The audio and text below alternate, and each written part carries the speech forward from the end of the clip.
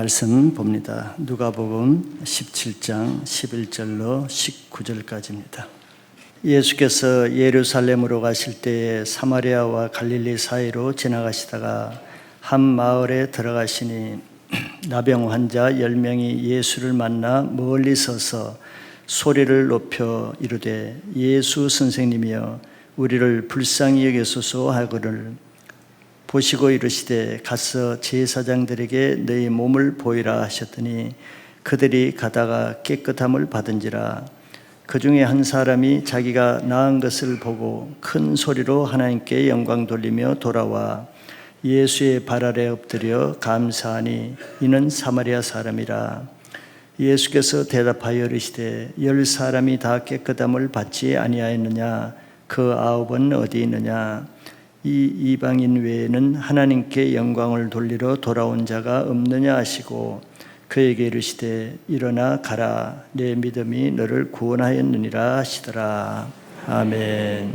오늘 추수감사 예배에 받은 은혜의 감사라는 제목으로 말씀을 나누겠습니다. 우리는 다 연약할지라도 하나님은 그런 가운데서도 감사하는 마음을 받기를 원하시는 줄 믿습니다. 우리가 어렵고 급할 때는 하나님 앞에 무엇이라도 다 할 듯이 하나님께 나가서 기도합니다.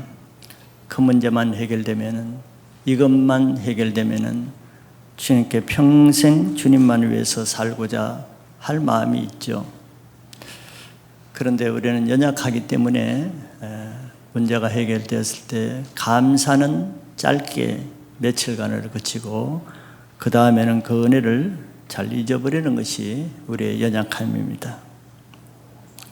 그렇게 되면은 그런 은혜가 많이 주어져도 은혜를 받을 수는 있어요. 하나님은 긍휼이 많으시고 사랑이 많으시기 때문에 그러나 내가 그 은혜에 감사하지 못하면은 그 은혜를 누리지는 못합니다. 그 은혜를 받는 것과 그 은혜를 누리는 것은 좀 다르잖아요. 왜냐하면 그 은혜를 감사하지 못하고 하나님께 돌리지 않으면은 그것을 육체에 빼앗기기 때문에 그래요. 그 육체의 도구로 쓰이기 때문에 사단에게 불평, 불만거리를 제공하게 됩니다. 그걸 역으로 은혜 받고도 오히려 하나님을 멀어지는 사람도 있어요. 은혜 받고도 오히려 은혜 없는 사람처럼 불평하는 사람도 있게 되지요. 그러나 우리는 은혜 받지 못한 사람은 아무도 없습니다. 이 세상에 태어난 자체가 은혜잖아요. 지금 이렇게 교회에 나올 수 있는 건강을 가진 것도 은혜지. 우리가 뭐 좋은 것을 먹고 운동을 잘한다고만 건강이 지켜지는 건 아니잖아요. 우리가 길을 계획할지라도 하나님이 그 길을 인도하시지 않으면 갈 수가 없습니다. 내가 건강을 위해서 노력은 할 수도 있어요. 좋은 것을 먹을 수는 있으나 건강하게 하실 분은 하나님이십니다. 그러니까 여기에서 이렇게 예배 드릴 수 있는 건강 주신 것만으로도 은혜지요. 생명을 주신 것도 은혜지요. 또 세상으로 나가지 않고 교회에서 하나님을 섬기고 예배 드릴 수 있는 것도 은혜로 된 것이지 저절로 당연한 것은 아닙니다. 그러니까 은혜 받지 않은 사람은 없는 거예요. 그 은혜를 생각하면은 내가 뭐 자격에 있어 받는 건 아니잖아요. 감사해야 될 일이죠. 그런데 문제는 그 은혜를 유지하는 사람이 있는 반면에 그 은혜를 잃어버리는 사람이 있을 뿐이에요. 모든 사람이 은혜를 받지만 그 은혜가 지금도 남아있어서 은혜를 누린 사람이 있고 은혜를 받아도 없는 것처럼 사는 사람이 있습니다. 교회를 통해서 지금까지 여기 앉아 계신 분만 해도 오늘 예배 드리시는 분만 해도 뭐 하나 이상의 간증거리가 없는 분이 있겠어요? 그런 사람은 교회 뭐 남아있기도 어렵겠죠. 뭐 구원받은 은혜, 치유받은 은혜, 또 변화받은 은혜, 뭐 고질적인 문제가 해결받은 은혜, 다 여러분들 자신이 하나님 앞에 그 은혜의 증인입니다. 우리가 생각하지 않고 당연시하니까 그렇죠. 그거 당연한 거 아닙니다. 우리가 요즘 코로나 때문에 잘 안 나오지만 그 열매지 간정집이 있잖아요. 그 열매지 창간호부터 거의 70호까지 그 안에 뭐가 들어있습니까? 우리 성도님들의 간증거리잖아요. 간증이 뭐겠어요? 하나님이 나에게 이런 일을 하셨다. 하나님이 하신 일을 나타내는 건데 그 70여 권의 그 열매지 속에 있는 간증거리가 우리들에게 베푸신 하나님의 은혜의 증거입니다. 증거 자료잖아요. 그런데 그 간증거리에 있는 사람들 그대로 간증 쓴 그 은혜를 유지하고 있는 사람도 있고 또 그렇지 않는 사람도 많이 있지 않겠어요? 그 안에 뭐 한 수백 명 될 것 같은데요. 자, 이런 큰 구원과 간증거리가 있어도 더 중요한 게 뭐겠어요? 그걸 유지하는 것입니다. 유지하지 못하면 개가 토한 것을 먹고 돼지가 씻었다가 옛 구덩이에 다시 들어가는 것처럼 그냥 옛 사람으로 다시 들어가는 저 은혜 받지 않은 사람처럼 사는 거예요. 그러면은 이전보다 낮은 형편이 더 심하게 된다 그랬잖아요. 그러니까 은혜 받기 전보다 더 나쁜 모습으로 사는 거예요. 왜 그렇죠? 벌써 사단에게 그 틈을 내어줬기 때문에 사단에게 잡힌 것입니다. 그 은혜를 잊지 않고 계속 유지하는 방법을 하나님이 가르쳐 주시는데요. 그것이 바로 감사하는 것입니다. 그 은혜에 감사하면은 그 은혜를 빼앗기지 않아요.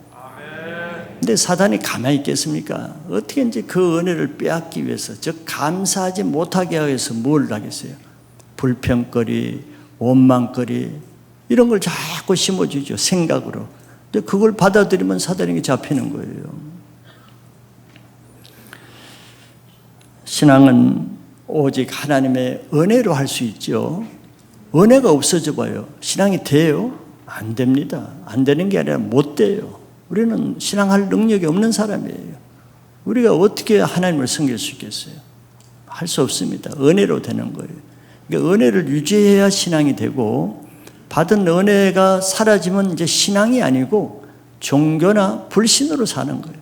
그러니까 그 열매를 알잖아요. 뭐 은혜가 없으면 뭐 기쁨이 있어요, 자유함이 있어요. 그리고 반대로 두려움과 슬픔과 낙담과 불만과 절망과 이런 것뿐이잖아요. 은혜가 없으면 신앙이 안 됩니다. 오늘 추수감사를 통해서 우리는 이미 받은 은혜가 많습니다. 다시 말하지만 구원받은 하나가 모든 불평을 상쇄하고도 남을 만한 가장 큰 은혜예요. 그거 하나만이라도 불평할 거리가 없잖아요. 왜 지금 이 시간에도 우리가 이 세상을 떠난다면 천국 갈 수 있는 보장이 되는데 불평거리가 뭐가 필요하겠어요? 오늘 추수감사 예배를 통해서 잃어버렸던 은혜, 조금 사라졌던 은혜, 시들어졌던 은혜를 다시 회복하는 좀 놀라운 은혜가 다시 충만한 시간 되시기를 바라겠습니다. 오늘 말씀은 우리들이 잘 알듯이 하나님의 은혜에 대해서 어떻게 반응하는가, 그것을 좀 보고자 하는 거예요. 첫째는 예수님의 치유 은혜가 어떻게 임하게 되는가를 한번 생각해 봅니다. 예수님은 이 땅에 오셔서 우리가 알듯이 첫째 죄에서 죄인들을 구원하시고 그 다음에 그 죄인들이 질병과 여러 가지 문제로 고통하는 그 질병에서 또 구원, 치유를 성경 헬라어로는 똑같이 구원이라고 써요. 구원하시고 그 다음에 멀쩡한 사람이 귀신이 들려서 자기 뜻대로 살지 못하는 이런 귀신 들린 사람에게서 구원하고 귀신을 내어 쫓음으로써 구원하고 이런 여러 가지 치유 구원을 위해서 3년 동안 사역을 하셨습니다. 3년 동안만 끝이지 아니하고 주님이 가시고 나서는 성령으로 지금도 계속 그 일을 하고 계시는 거예요. 오늘 뭐 간증하신 우리 집사님에게도 하나님이 예수님의 성령으로 치유는 계속 일어나고 있습니다. 계속 귀신들도 쫓아나가고 병도 낫고 구원도 있고 똑같이 일어나고 있죠. 오늘도 이런 치유의 역사가 예배를 통해서 나타날 것을 믿음으로 말씀을 들으시면은 믿음이 그렇게 하실 거예요. 먼저 그러면 치유는 우리가 원한다고 되는 게 아니고 하나님이 기회를 주셔야 되는 거거든요.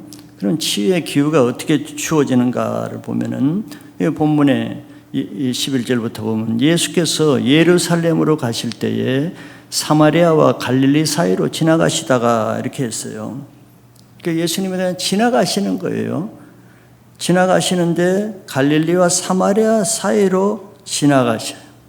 다시 말하지만 예수님은 모든 삶을 예언적으로 행동하시죠. 예언적이라는 것은 하나님이 알려주신 대로 하신다는 거예요. 하나님 말씀해 주시고 보여주시는 대로 하시지 임의로 그렇게 생각 없이 계획 없이 하시는 일은 없으십니다. 그럼 예수님이 이 지역으로 지나가시는 데는 그냥 길이 지름길이니까 가시는 게 아니에요. 그것에 하나님이 하실 일이 있기 때문에 계획적으로 의도적으로 가시는 겁니다. 우리가 보기에는 우연인 같지만 그렇지 않지요. 그래서 예수님이 가시는 곳마다 그냥 지나가는 일이 없죠. 반드시 길 도중에 무슨 사건이 일어나잖아요. 길 갈 때 혈루병 여인이 와가지고 그냥 사건이 일어나고, 또 가다가 또 야이로가 나타나서 또 사건이 일어나고, 가다가 또 누굴 만나서 나인성 과부 아들 죽은 걸 만나서 길 가다가 일어난단 말이에요. 그럼 예수님이 길 가는 게 보통 가는 게 아니죠.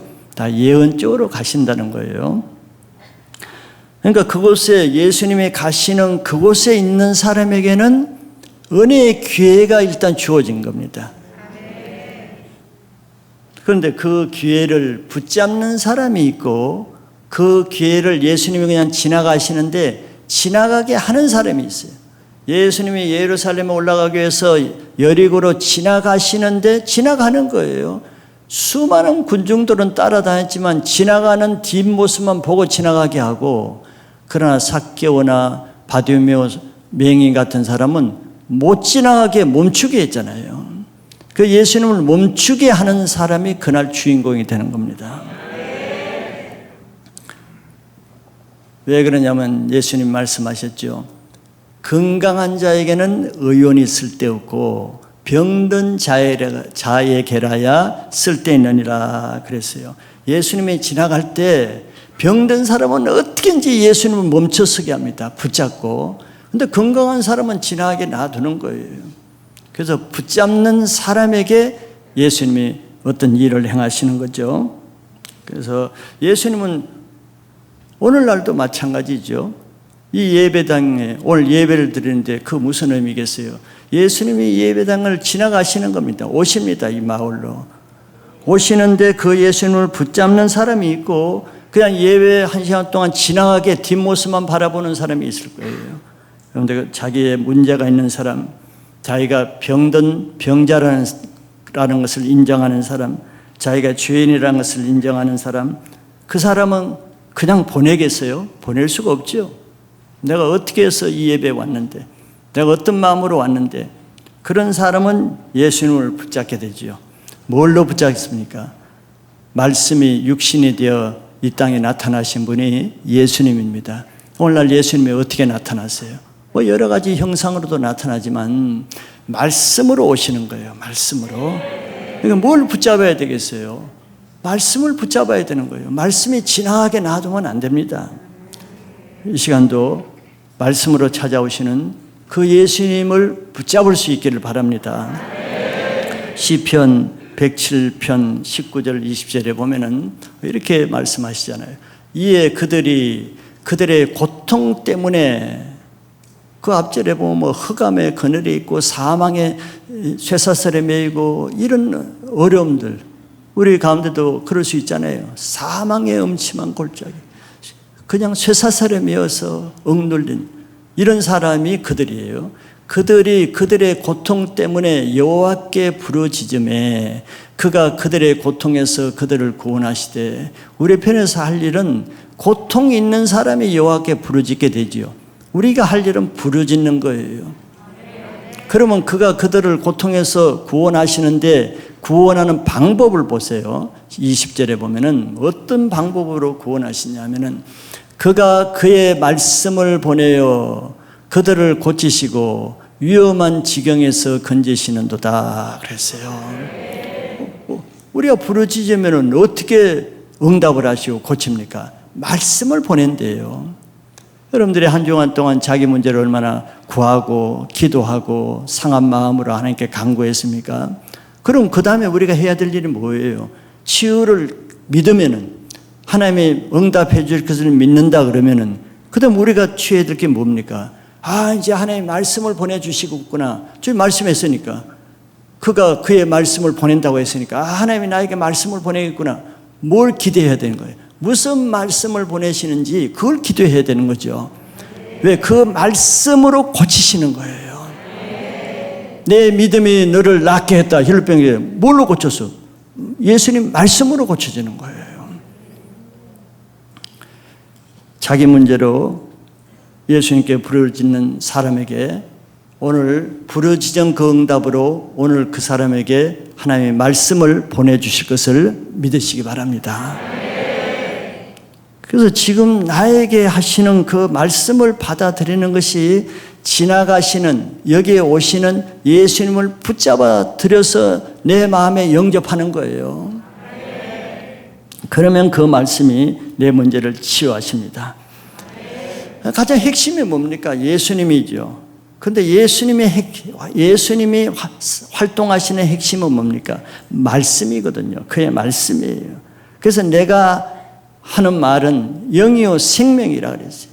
육은 무익하니 살리는 것은 영이라고 하시면서 예수님의 말씀은 영이요 생명이니까 예수님의 말씀을 들을 때 치유도 되고 구원도 되고 변화가 되는 겁니다. 신앙의 기본이 뭐겠어요? 예수님 말씀을 듣는 것에서 신앙이 그때 시작되는 겁니다. 교회에 나오는 것이 신앙의 시작은 아니에요. 하나의 이제 전초라고는 할 수 있죠. 교회에 나오셔서 진짜 신앙이 시작되는 것은 말씀이 들릴 때부터 신앙이 시작되는 거예요. 말씀이 들리지 않으면 신앙은 아직 시작이 안 됩니다. 그러면 어떻게 돼요? 변화가 없는 거예요. 교회에 와서 말씀도 듣고 예배도 듣는데 변화가 없어요. 왜? 신앙이 아직 시작이 안 됐어요. 근데 말씀이 들릴 때 영이요 생명인 말씀이 영으로 들릴 때 그때 신앙이 시작되는 거예요. 왜? 그때부터 말씀이 홍과 영과 관절 골수를 찔러 쪼개는 그 말씀이 내 안에서 일을 하기 시작하잖아요. 그게 신앙의 시작이거든요. 그 신앙이 시작된 사람 안에는 변화가 있습니다. 치유가 있는 거예요. 여러분 신앙의 시작하시길 바랍니다. 그걸 말씀을 영어로 들을 때 시작이 되는 거예요. 그러니까 아직 시작이 안 되신 분은 나는 안 들려 그러지 마시고 말씀이 들릴 때까지 듣는 거예요. 반복해서 들릴 때까지 들으면 예수님이 우리를 말씀을 듣게 하시는 분인데 들리기를 원하시는 분인데 안 도와주시겠습니까? 내가 들을 마음이 없으니까 안 들리는 거예요. 말씀을 듣기를 힘쓰시길 바랍니다. 위경 가운데 하나님이 우리를 고치는 문제가 뭡니까? 말씀을 보내시는데 말씀을 보내줬는데도 그 말씀을 못 들으니 하나님 얼마나 답답하시겠어요? 치유하시려고 말씀을 위경 가운데 보내사 그랬는데 보내는 말씀 못 들으면 어떻게 되겠어요? 오늘 말씀 듣는 예배가 되시길 바랍니다. 두 번째, 그러면 치유가 어떻게 일어나는가를 보면은, 다시 말하지만 예수님은 확실한 하나님의 뜻을 따라서만 어디를 가시고 또 일을 하신다는 겁니다. 그러니까 예수님이 가시는 곳에는 하나님이 하실 일을 기다리는 사람이 있다는 것이죠. 그 사람들을 위해서 가는 거예요. 여러 개의 많은 군중들이 있었지만 그 사람을 위해서 가는 건 아니에요. 삭개오와 맹인 바디메오와 그 사람들을 위해서 가는 거예요. 지금 이 예배도 예수님이 꼭 필요한 사람이 있기 때문에 이 예배가 있는 겁니다. 그러니까 예수님을 필요로 하지 않는 사람을 모아놓고 뭘 하겠어요? 군중들을 모아내겠어요? 예수님은 그러지 않죠. 이 중에 오늘 꼭 예수님을 만나야만 되는 사람, 예수님을 믿어야만 되는 사람, 꼭 예수 믿고 구원 받아야만 되는 사람, 그리고 자기 문제로 여러 가지 문제가 있잖아요. 우리는 연약하기 때문에 문제 있는 것이 이상한 게 아니고 그 당연한 겁니다. 건강 문제도 있죠, 재정의 어려움도 있죠, 자녀들의 문제도 있죠, 장래 문제도 있죠. 이상한 게 아니에요. 그러나 그것 때문에 예수님을 만날 수 있는 기회가 되시길 바랍니다. 그 먼저 치유받은 사람들은 예수님이 지나가실 때 어떻게 했습니까?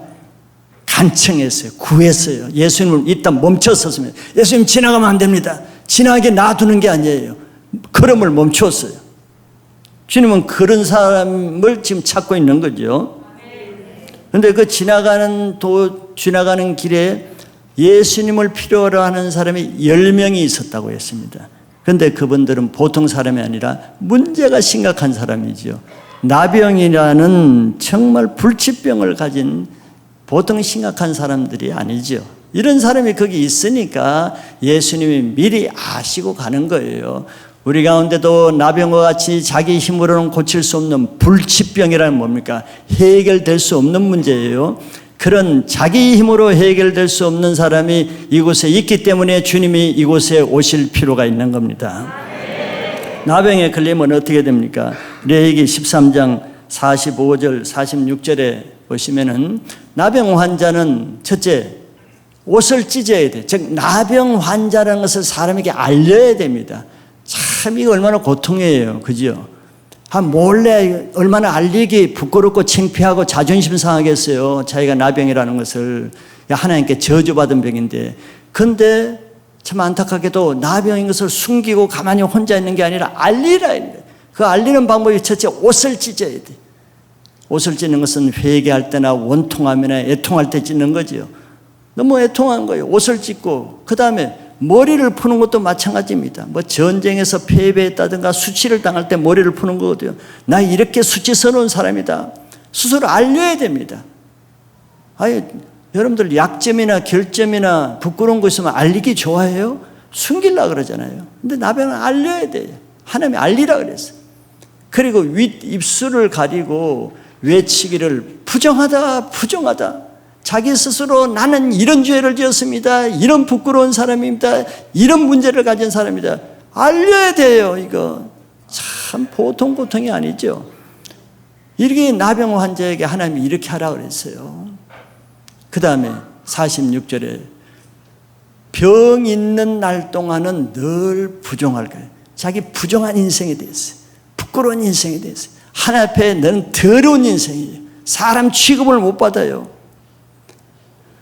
그래서 그가 부정한 적 혼자 살아야 돼요. 혼자 살기를 원해요. 혼자 살아야 돼요. 가족이 있는데 아내도 있고 남편도 있고 자식도 있고 부모도 있고 친구도 있는데 혼자 살아야 돼. 격리해야 돼. 그리고 공동체 밖으로 나가야 돼. 진영 밖에서 살아야 돼. 이게 나병 환자에게 가해지는 하나의 벌입니다. 왜냐하면 나병은 많은 경우 죄를 상징하고 있거든요. 근데 죄인에게 행해지는 가혹한 징벌입니다. 저것이. 그러니까 죄를 지으면 어때요, 여러분들이?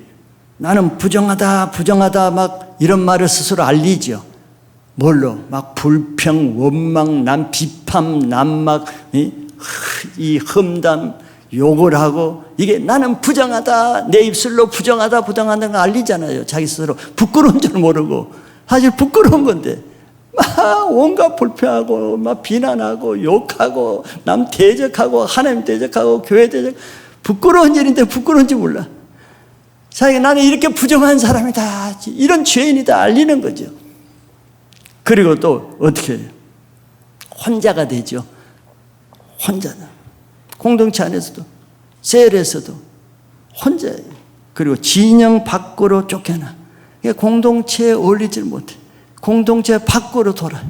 그래서 세상 밖으로 돌아. 외로운 삶을 살아. 셀을 해도 같이 교제를 할 수 없어. 모든 사람과 관계가 끊어져. 이웃과 끊어지고 가족과 끊어지고 단절. 외롭고 단절되고 소외된 누가? 죄가 그렇게 하는 거예요. 이게 나병의 상징입니다. 자, 이런 저주받은 인생, 가족이 있어도 가족과 같이 살지 못하고, 남편이 있어도 남편과 대화가 안 되고, 아내가 있어도 아내와 한 마음이 안 되고, 자식이 있어도 자식이 원수처럼 되고, 혼자예요. 이런 사람이 살맛이 나겠습니까? 그런데 하나님이 다 아시거든요. 저기 저런 인간들이 10명 있다. 그래서 예수님의 새벽에 미명에 기도하실 때 하나님이 보여주신 대로 하시잖아요. 그 길로 가게 하시는 거예요. 이게 거기 있는 사람에게는 은혜의 기회죠. 찬스입니다. 회복될 수 있는 기회를 하나님이 예수님을 통해서 스스로 주는 거예요. 왜? 예수님은 은혜와 진리가 충만하신 분이니까. 그래서 이런 마을에 이렇게 들어왔을 때 여기 있는 10명은 그 예수님을 그냥 보낼 수 있겠어요? 절대 보낼 수 없죠. 이 기회가 언제 다시 올지는 보장할 수 없어요. 다시 이 마을로 예수님이 지나간다는 보장은 없는 거거든. 근데 이 10명의 나병 환자들이 이미 예수님에 대한 소문은 다 듣고 알고 있어요. 예수님이 그 주인공이 자기 마을로 지나가는데 그냥 안녕히 가세요 하겠어요? 할 수가 없는 거예요. 병든 자에게라야 의원이 필요하듯이 이들에게는 예수님이 필요하니까 어떻게든지 예수님을 붙잡아 세우려고 그러죠. 그냥 못 보내는 거예요. 이런 심령이 바로 예배자의 심령입니다. 예배 때마다 예수님이 오시는데 예수님을 그냥 떠나보내게 지나가게 안녕히 가세요 하고 인사를 하고 이런 예배자가 되면 안 되죠. 이건 절박한 심령이 있는 사람은 이 예수님을 붙잡는 거예요.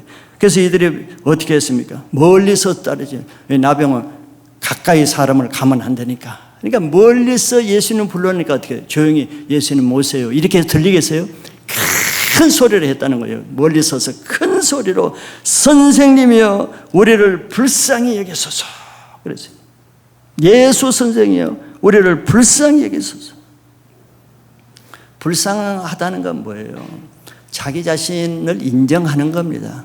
내가 뭐 떳떳하고 의인이고 나는 당당하고 이런 사람이 예수 찾겠어요? 그런 상태에서는 아직 예수 찾을 마음이 아니죠. 자기는 정말 불쌍하다는 거예요. 너무 불쌍하다. 자기도 인정하고. 그러니까 예수님께 말했잖아요. 우리를 불쌍히 좀 여겨달라. 정말 불쌍한 사람이다. 불쌍하다는 것을, 자기 처지가 너무 불쌍하다는 것을, 남편도 자기를 사랑해 주지 않고 자녀도 자기 권위 인정해 주지 않고 직장을 다녀도 자기 실력을 인정해 주지 않고 불쌍한 사람입니다. 그런 사람은 예수님을 찾게 돼요. 나병 같은 죄가 있어도 또 자기 문제가 뭔지 모르는 사람의 특징이 뭐예요? 모든 것이 남의 문제죠. 그러니까 그 불만이 얼마나 크겠어요. 자기 문제는 없어요. 내 눈에 덜보가 있는 사람이 나는 눈에 티끌, 저 사람이 이 티끌, 저 사람에게 이 티끌, 이 사람에게 이 티끌, 늘 티끌 빼는 얘기만 하잖아요. 남 티끌 얘기만. 진짜 그 사람의 문제 뭐예요? 남 티끌이 문제예요? 남의 문제가 아니에요. 자기 눈에 있는 티끌이, 덜보가 문제인데, 그럼 뭐가 문제예요? 덜보가 있는데 덜보를 보지 못한다는 거죠. 자기 죄가 다른 사람보다, 자기 남편과 아내보다, 자식보다 자기 죄가 더 큰데도 정작 자기는 죄가 없는 줄 알아요. 이게 문제지요. 그러니까 예수님을 안 찾는 거예요. 예수님을 찾을 이유가 없어요. 남 불평하는 것으로 만족하는 거예요. 내 문제가 아니니까. 내 문제라고 생각하면 예수를 붙잡지. 저 사람 문제다. 자녀가 저 모양이니까, 남편 아내가 저 모양이니까. 이제 그러니까 예수를 찾을 필요가 없어요. 저 사람이 바뀌어야 돼. 저 사람들이 예수 믿어야 돼. 자기는 나는 아니죠. 그게 해결이 안 되는 거예요. 여기 나병 환자들은 얼마나 자존심이 상했겠습니까? 자기가 나병 걸렸다는 데 대해서 특별히 유대인들 같은 경우는 억울하잖아요. 자존심이 상하잖아요. 그래도 이들은 인정을 했어요. 나는 나병 환자다. 나는 불쌍한 자다.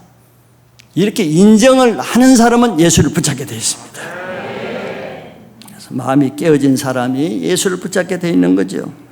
그래서 성경은 죄가 더한 곳에 하나님의 은혜가 더한 거예요. 자기가 죄가 없다는 곳에는 은혜도 없어요. 너 죄인 아닌데 무슨 은혜가 있겠어요? 내가 죄가 깊을수록, 그는 죄를 많이 지어서가 아니라 내 죄를 더 깊이 보는 눈이 생길수록, 내 죄를 깊이 인정하면 인정할수록 주님의 은혜가 그만큼 더 커집니다. 히브리서 2장 1절에 보면은, 그러므로 우리는 들은 것에 더욱 유념함으로 우리가 흘러 떠내려가지 않도록 함이 마땅하리라. 우리의 경고의 말씀을 주죠. 우리에게 늘 주님이 말씀을 주시잖아요. 매주마다, 또 매 순간마다, 매일마다 말씀을 주시는데, 문제는 뭐예요? 들은 것에 유념하지 않아요. 나에게 주시는 말씀을 정말 영으로 붙잡질 않아요. 그럼 어떻게? 흘러 떠내려가는, 그 수많은 생명을 살리는 말씀, 나에게 꼭 필요한 그 말씀 수없이 흘러 떠내려버려요. 그거를 주의시키는 겁니다. 오늘 이 예배가 1년 52주 평생 수백 번 중에 그냥 그 똑같은 예배, 한 번의 예배라고 생각하면 또 흘러가는 거예요. 그러나 우리가 알듯이 역사는 되돌릴 수 없고, 시간은 되돌릴 수 없고, 하나님의 기회는 되돌릴 수 없어요. 지나면 끝나는 겁니다. 오늘 예배에서 자신에게 하시는 하나님 말씀, 나를 위해서 이곳까지 오셔서 주님이 주시는 그 말씀 떠내려가지 않게 그거 붙잡으시기 바랍니다. 그게 예배예요. 그걸 위해서 우리가 예배 오는 겁니다. 그냥 여기 참석해서 그냥 떠내려가는 거, 그 시간 한 시간 기다리는 시간이 예배가 아니에요. 그럼 얼마나 그 시간이 지루하겠습니까? 빨리 지나기를 바라겠죠. 오늘 자기에게 하시는 그 말씀을 붙잡을 때 하나님이 그 말씀으로 그 사람에게 꼭 필요한 문제가 해결될 것입니다. 두 번째는 어떤 방법으로 하냐면은, 말씀에 순종하는 방법이 그 말씀을 붙잡는 거예요. 예수님은 10명이 와서 다 우리를 불쌍히 여기소서 할 때 뭐 여러 가지 방법을 할 수도 있어요. 다른 데는 뭐 이렇게 안수도 하시고 뭐 하는데, 대부분의 경우는 어떻게 합니까? 시편 말씀이 나온 대로 말씀을 보내십니다. 말씀을 주세요. 말씀 자체가 예수님이니까. 그 여기 이 나병 환자들에게 뭐라고 하셨습니까? 14절에 보시면은, 이르시되 가서 제사장들에게 너희 몸을 보이라. 뭐 손을 안수하신 것도 아니고 다른 방법이 아니에요. 말씀만 딱 보냈습니다. 그들에게, 멀리서 말하는 그들에게, 예수님도 멀리 있는 그들에게 말씀을 보냈어요. 가서 제사장들에게 너의 몸을 보이라 그랬어요. 근데 아직 병이 안 났어요. 근데 병이 나았을 때 제사장이 가서 확인받기 위해서, 검증받기 위해서 제사장들에게 가는 거거든요.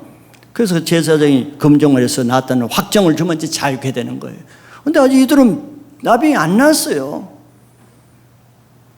무슨 말이에요? 지금 갈 형편이 아니에요. 가는 게 이상해. 나아야 가죠. 그럼 많은 사람들은 이 말씀은 들었는데 가겠어요? 낫기를 기다리겠죠. 또 아니면 먼저 낫게 해달라고 계속 기도하겠죠. 금식하고. 먼저 낫게 해주세요. 먼저 낫게 해주세요. 그러면 가겠습니다. 또 이런 생각하지 않겠어요? 정상적인 이성으로는. 대부분 그렇게 하잖아요. 우리가 그렇게 하기 때문에 성경이 이런 말씀을 기록하겠죠. 뭐 이런 말씀 없어도 잘하면 기록할 필요가 없는 거예요. 근데 많은 사람들이 이렇게 안 하잖아요. 먼저 고쳐달라, 증거로 보여달라, 몸을 하얗게 해달라, 깨끗하게. 그러면 보이겠다. 대부분의 이러기 때문에 그거는 영적인 원리가 그게 아니고 치유의 원리가 그게 아니라는 것을 가르쳐주기 위해서 이런 성경을 기록하는 이유가 있는 거죠. 나만 장군 우리가 말씀 들었지만서도 나만이 많은 보물을 싣고 엘리사에게 왔을 때 엘리사가 뭐 그에게 안수를 했어요. 뭐 다른 방법을 했어요. 근데 나만은 딱 생각을 가지고 왔거든. 나의 종치에 안수를 하고 여호와의 신의 이름을 부르고 안수 기도를 꾹꾹 눌러서 해주고 더 깊이 눌러서 치유가 더 잘 되고 이런 생각을 가지고 금요예배 때마다 나오거든 이 사람들이. 제가 알죠. 나만도 그런 생각으로 왔어요. 그 기록하고 있잖아요. 그런데 엘리사는 말씀을 보냈잖아요. 요단강에 가서 7번 몸을 씻어라. 한마디 딱 말씀이에요. 아니 나병과 요단 강물의 상관관계 아무것도 없잖아요. 논리적으로 이성적으로 말이 안 되잖아요. 무식한 말이잖아요. 아무 상관관계가 없어요. 치유관계가. 그게 나만이 생각을 한 거지 이성적으로. 이게 무슨 말인가. 무식한 말이죠 사실. 이성적으로 하면 무식한 말이에요. 그래서 화를 낸 겁니다. 이게 정상적인 사람의 반응이에요. 인간적인 사람의 반응입니다. 그런데 그 신하들이 오히려 더 지혜가 있었죠. 더 큰 것을 하라 그러면 안 했겠습니까? 아니 몸 7번 담그라는데 뭐가 힘들어서 그렇습니까? 말이 맞거든. 그게 믿지의 본전이니까 뭐 해보자고 했더니 치유가 됐지요. 어떻게? 위경 가운데 말씀을 보냈는데 그 말씀을 붙잡고 말씀대로 순종할 때 나만도 나병이 치유됐어요. 이게 영적인 논리와 세상 논리가 너무 반대잖아요. 이거는 무식한 논리거든. 이성과 지식으로 신앙하는 사람이 그래서 영성이 없어요. 영적인 믿음을 갖기 어려운 거예요. 늘 논리로 이성으로 이론으로 하니까 그런 분들이 많잖아요. 그런데 신앙이 아직 시작 안 되는 거예요. 이성과 논리와 생각이 믿음을 방해하는 거예요. 나만이 극복하게 된 것은 자기 논리 이성을 깨트릴 때 그냥 순종할 때 됐죠. 여기 나병 환자도 똑같습니다. 어제 안 나왔는데 뭘 가느냐 이 생각을 견지하는 사람 안 가겠죠. 버티고 있습니다. 나는 뭐 크게 뭐 어떻게 그냥 그 불같은 안수를 통해서 고쳐질 줄 알았더니 뭐 마을은 뭐 가서 보이라 그건 누가 못해 뭐 이런 생각에 잡힌 사람은 못 가는 거예요. 근데 그런 사람이 더 많을 겁니다. 가는 사람보다. 그런데 여기 10명은 그 예수님의 말을 듣고 낫지도 않았지만 순종해서 갔어요. 이게 신앙 출발입니다. 출발이에요. 왜? 말씀을 붙잡고 가잖아요. 이게 신앙 출발이 되는 거예요. 출발하는데 가는 도중에 나았다. 뭐예요? 예수님이 순종하는 여부를 보시고 순종해 갈 때 그때 치유해 주는 거예요. 먼저 치유해 주는 게 아니고.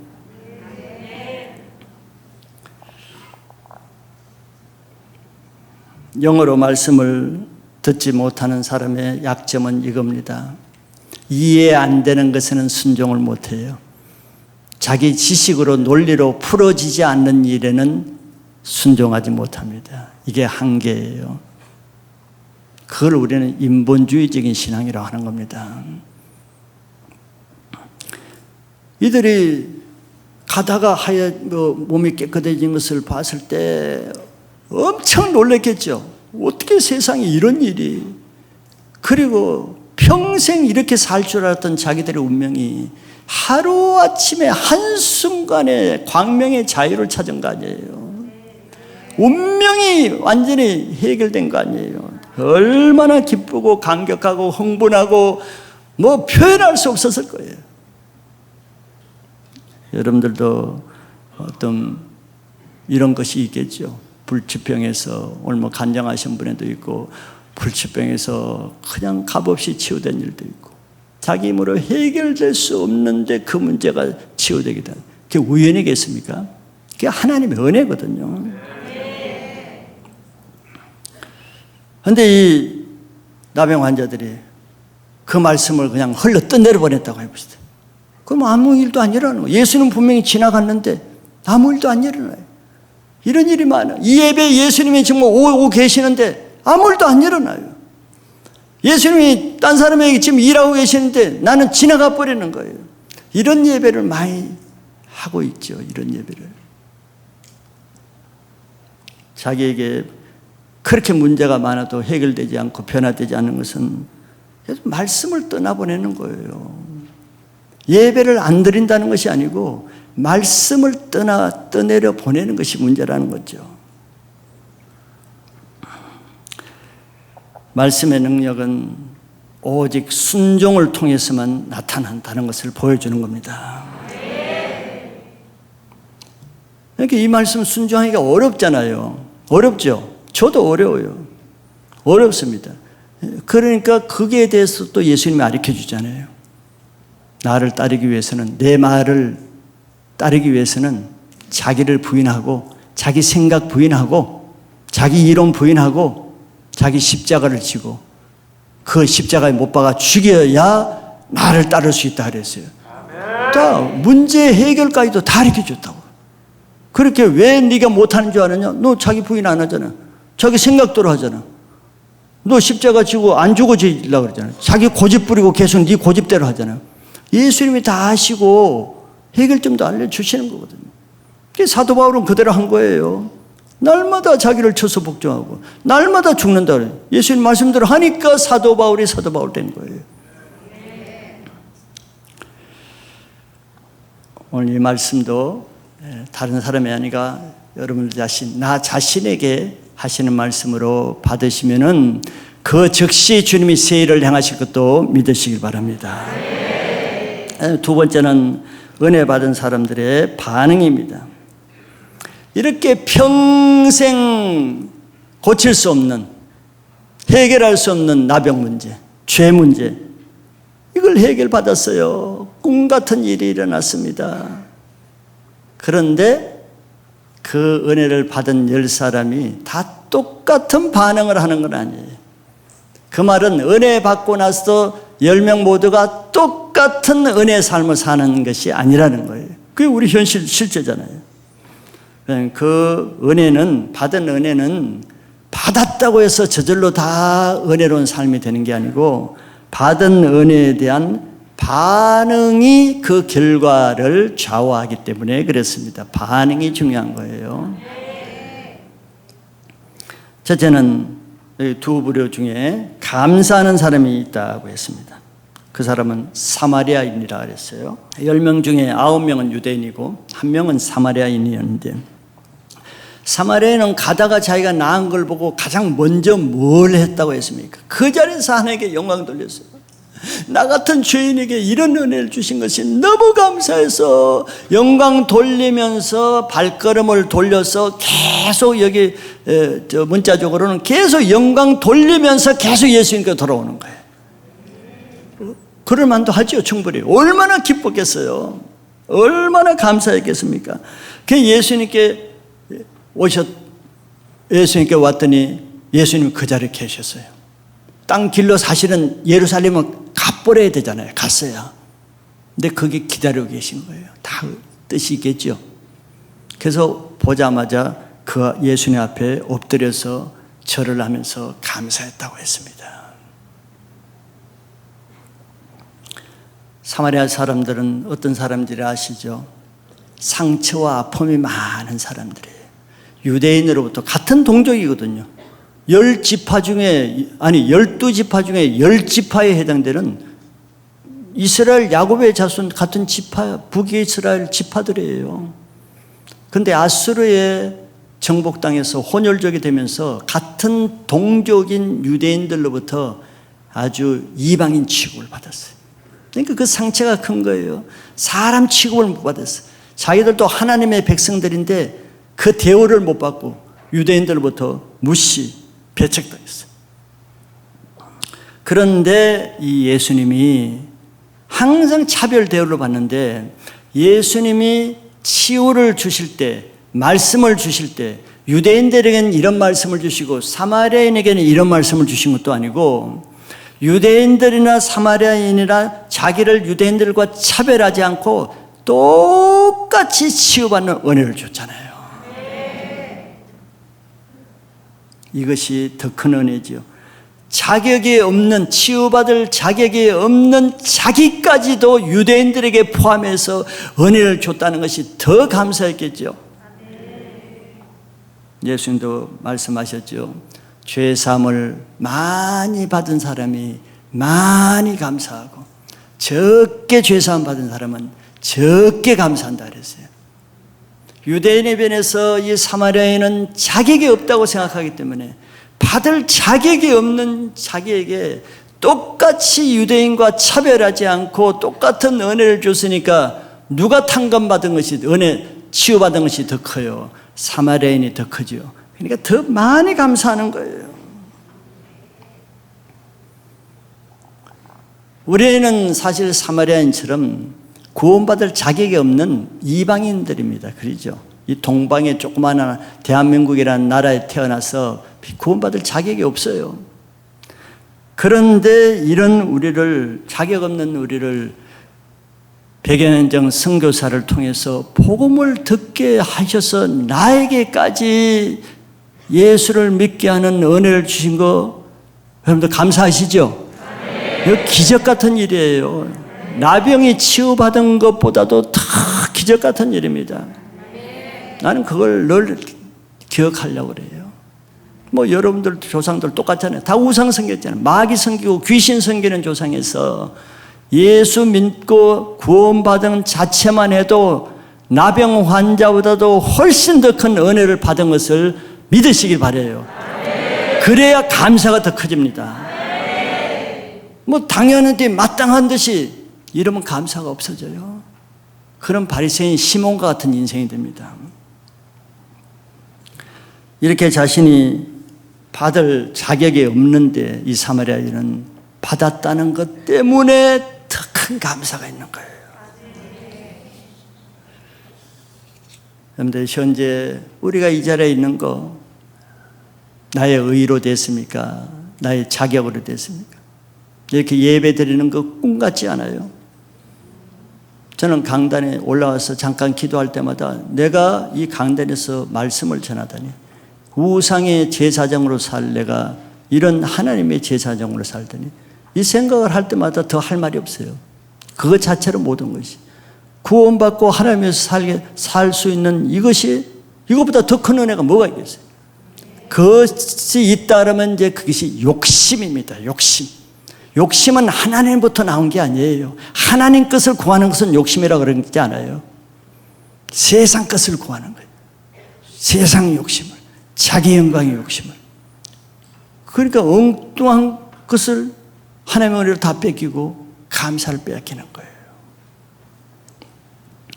지금도 우리는 내가 구원받은 거, 다시 말하자면 이렇게 예배 드릴 수 있는 거, 자녀 주신 거, 가정에 있는 거, 직장에 있는 거, 먹고 살 수 있는 거, 그런 것이 없다 할지라도, 그렇게 하지 아니하실지라도 구원받은 한 가지만 해도 사드락 메사 아벳느고처럼 하나님께 감사할 수 있길 바랍니다. 두 번째는 감사를 모르는 사람이 있어요. 다 감사하는 게 아니에요. 놀랍죠? 그 사마리아인 한 사람이 와서 감사할 때 뭐라고 했습니까? 예수님이 좀 섭섭한 말씀을 하셨죠. 17절에 보시면은 예수께서 대답하여 이르시되 10사람이 다 깨끗함을 받지 아니하였느냐? 그 9은 어디 있느냐? 이 이방인 외에는 하나님께 영광을 돌리러 온 자가 없느냐 하시고.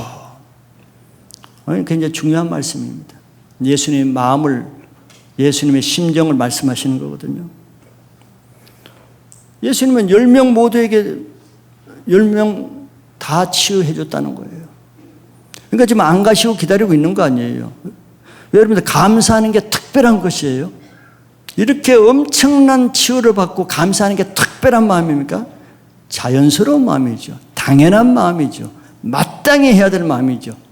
마땅히 해야 될 하나님에 대한 자세입니다. 기본 양심이에요. 특별한 게 아닙니다. 감사 안 하는 게 너무 이상하고 특별한 거 아니에요? 그래서 당연히 감사로 와야 되기 때문에 예수님이 그 감사를 받기 위해서 기다리신 거예요. 그런데 왜 딴 사람 안 하느냐는 거죠. 하나님의 은혜를 받고도 감사하지 않는 거 이상하죠. 자연스럽지 않죠. 특별한 사람이죠. 다시 보면은 무서운 사람 아니에요. 그런 마음이 얼마나 무섭습니까? 와, 저 사람 이런 은혜를 받고도 어떻게 끄떡하지 않고 아무 고맙단 말 한마디도 안 하지. 무섭잖아요, 그 마음으로 보면. 그게 사실이에요. 이미 받은 은혜에 감사하지 못하는 마음은 사단에게 이미 빼앗긴 마음이에요. 그러니까 무서운 거예요.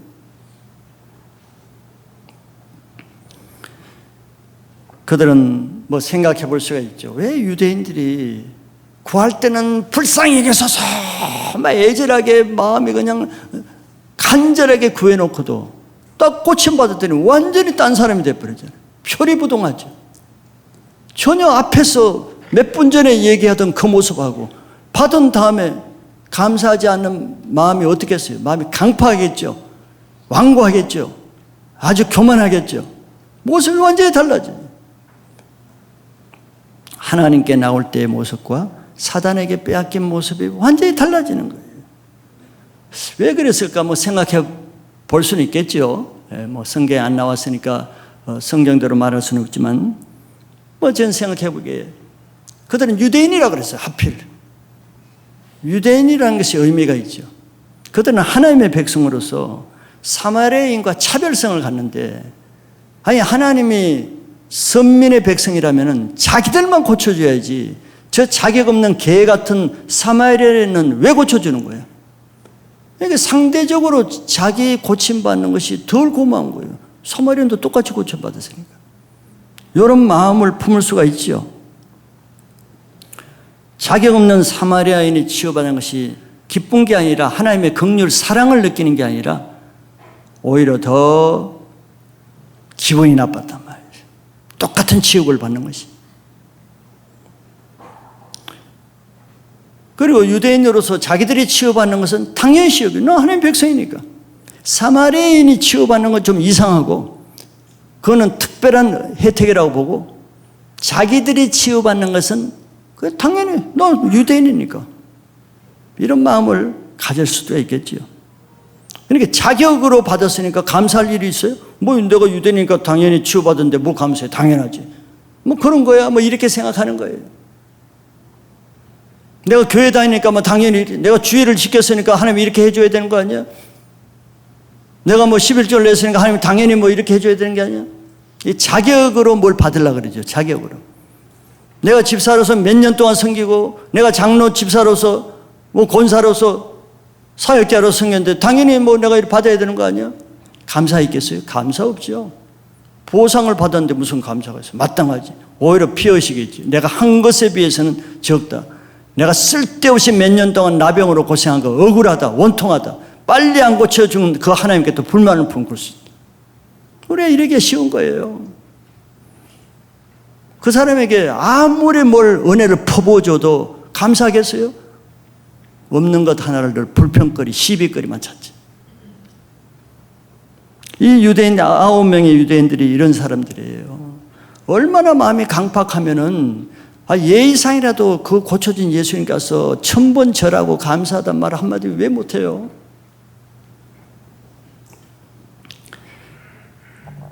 그러는 사람이 어떤 일을 하겠어요? 그 사람이 왜 안 돌아오고 그럼 어디로 갔을까 또 생각해 볼 필요 있죠. 성경은 안 나와요.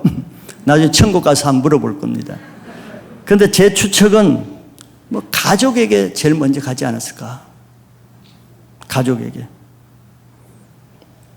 그래서 가족과 함께 그 기쁨을 나누기 위해서 빨리 가족에게 갔을 거고, 또 어떤 사람은 그동안 하지 못한 걸 하기 위해서 그냥 가던 길에 PC방에 들려서 한 게임하고,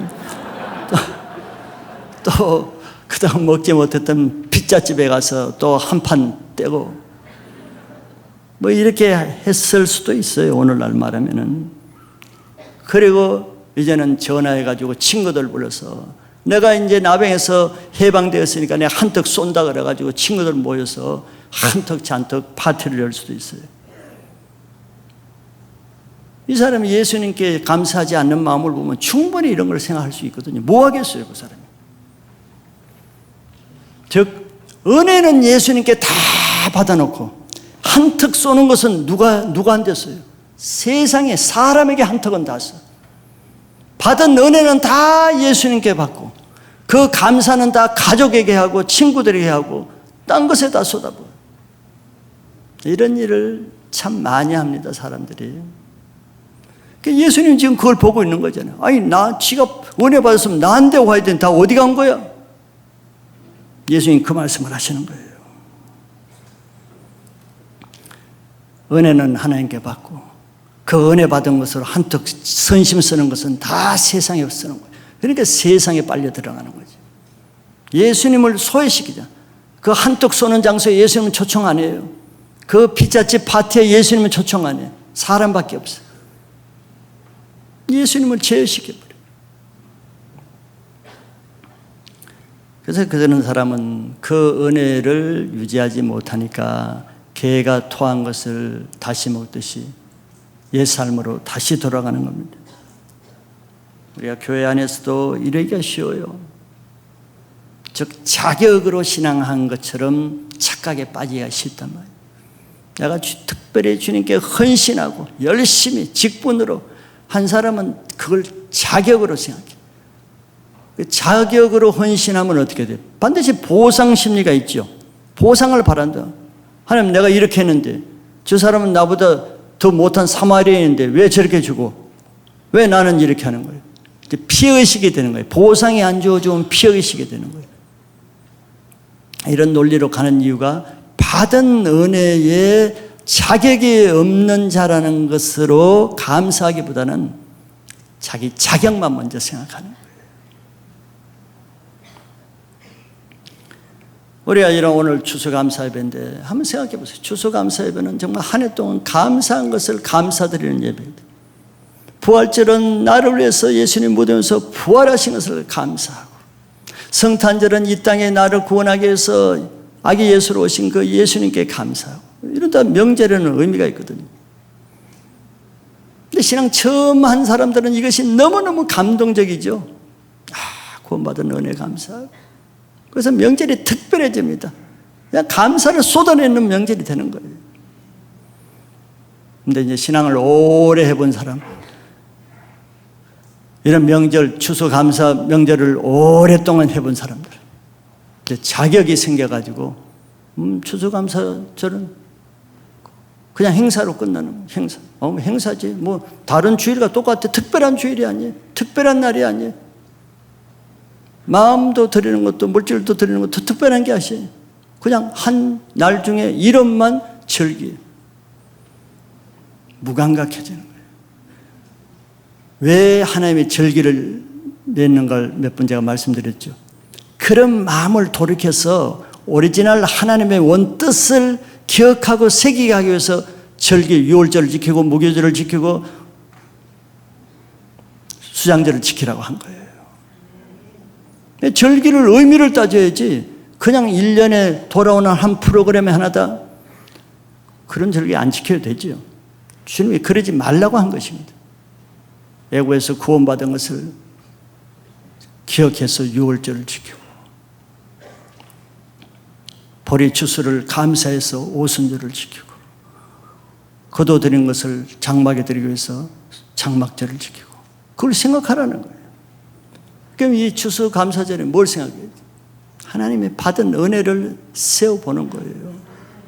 어떤 은혜를 주셨는가?